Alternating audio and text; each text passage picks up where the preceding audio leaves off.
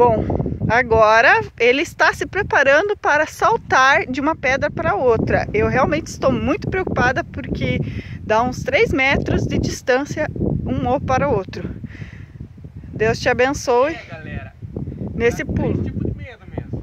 É melhor você descer, amor, escalando. Eu creio que seja mais seguro.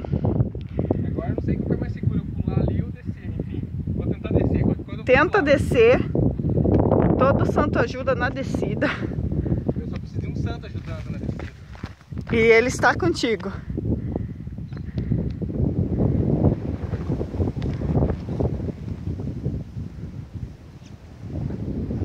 A descida, muito perigosa. Ele realmente tem um espírito de aventura acentuado. O vento aqui tá bem fortinho, então eu acho que o pulo ali não seria muito seguro, não.